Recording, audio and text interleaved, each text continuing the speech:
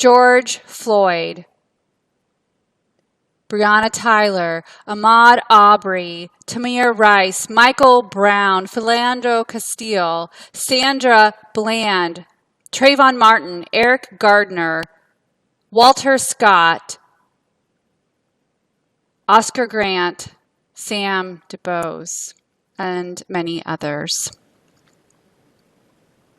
There are people who are saying peace, peace, when there is no peace, yet they are not ashamed. They do not know how to blush.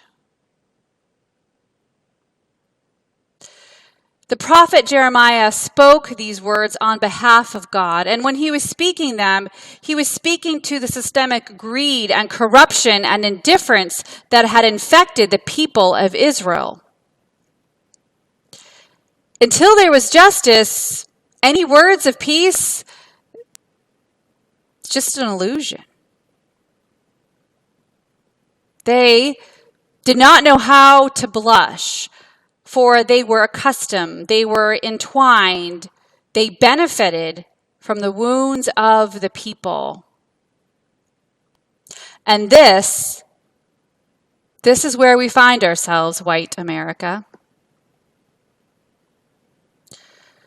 We are entwined, enmeshed by dominant white culture, which gives us as white people the privilege to ignore, make excuses, blame the victims, feel outraged, and yet do nothing. I know that many of you want to do something. That is great. I do too, which is why we sent you a list of resources with the email of which this devotion was also included. One of the things included in the resources is a book. It's a book called White Fragility, Why It's So Hard for White People to Talk About Racism. The Congregational Board is reading it right now. I want to share with you one of the things that the author wrote. She wrote, I believe that white progressives cause the most daily damage to people of color. The author goes on to say, the reason for this is that white people spend most of their energy trying to convince others that they are not racist, which seems likely. But I think there is another reason why progressives, and I should say white progressives, and that Shalom considers themselves in that, we consider ourselves in that group. I think one of the reasons we do daily damage to people of color is this. Because we never seem to have the endurance or the attention span to make a lasting impact, to continue the walk with our brothers and sisters of color. For whatever reason, we just stop and they keep marching.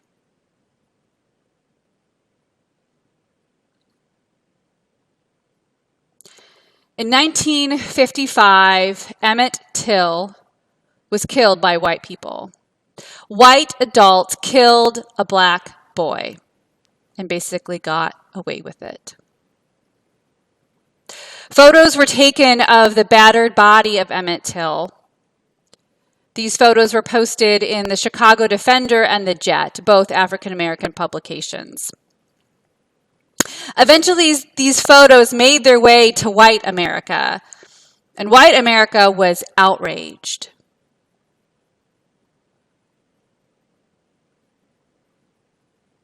Of course, this was not the first time that white people killed people of color.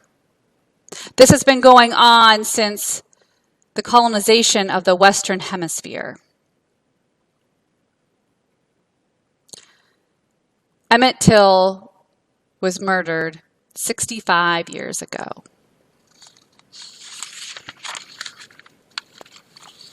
George Floyd, Breonna Taylor, Ahmaud Arbery, Tamir Rice, Michael Brown, Sandra Bland, Philando Castile, Trayvon Martin, Eric Gardner, Walter Scott, Oscar Grant, Samuel DuBose, and many others.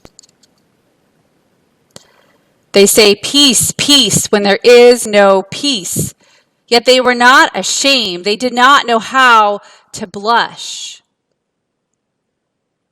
The cycle of people of color being killed by white people continues. Apparently, white people just don't know how to blush. And if we do, it doesn't seem like we have the stomach for what it takes to continue for the long haul. So let's change that. Change it now. Let these refrains of do something do two things. One, actually result in some action from the white person who is saying it. And two, that we keep going, that we do not relapse into apathy. Endurance requires strength and courage and the willingness to take risks, and you can do it. You can. You can educate yourself, but be sure to don't ask Black people to do it for you. You need to do the work.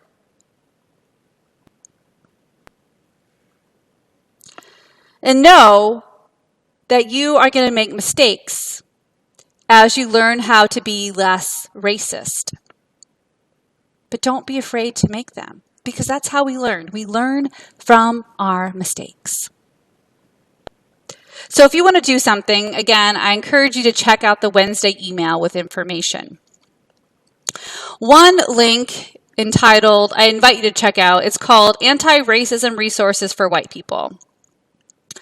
It was put together after Breonna Taylor's death, and it was sent to me after Ahmaud Arbery's death.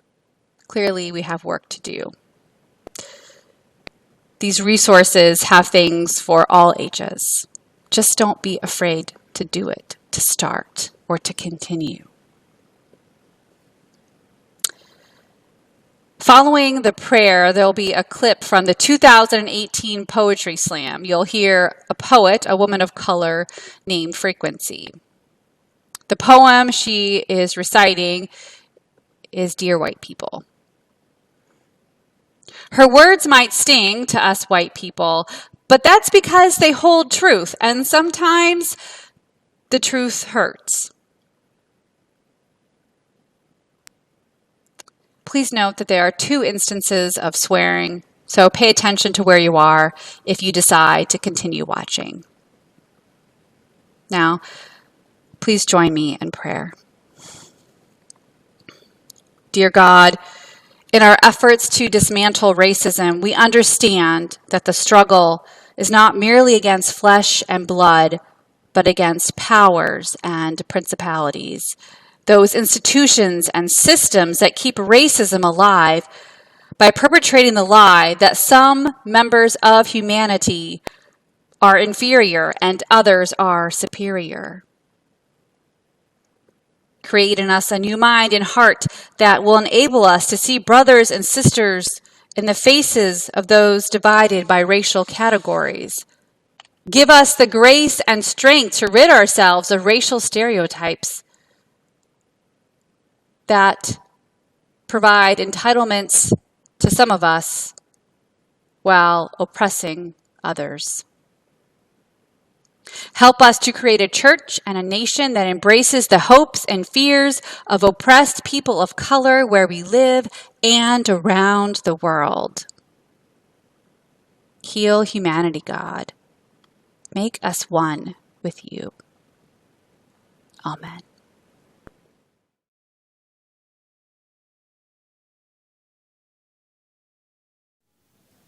This poem is inspired by a Facebook post where I asked Black people, if you could write a letter to white people, what would you say? Dear white people, I don't even know where to start. In between my busy schedule comprised entirely of surviving white America, there is simply no time to write letters. Besides, any letter I write will most likely bring tears to your eyes, and I, for one, have had my fill of white tears. There are days I think you aren't worth my ink, that your whiteness is draining me of too much energy. Can't give you a taste of the tea for fear you'll colonize the whole kitchen. But today, I am too angry to remain silent. Dear white people, stop making everything about you and how uncomfortable you are. I honestly don't give a flying fuck about your comfort level. You have made my very existence an exercise in discomfort. It is time for you to make room at the table. Better yet, go sit in the living room. I am not here to coddle your feelings, not here for your amusement. No, you cannot touch my hair. This isn't a damn petting zoo. And stop coming into my office asking for the managers if you aren't already looking at one. Dear white people, stop telling me about this colorblind society you allegedly live in.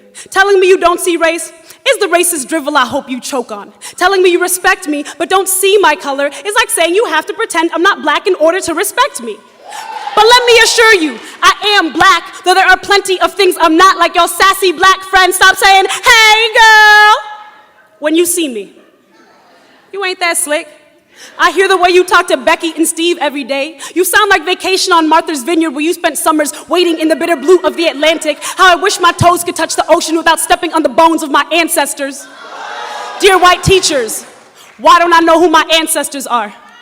Why is only one part of my history important enough to teach? And for the love of God, stop swiveling your heads every time slavery is mentioned. Newsflash, I wasn't there.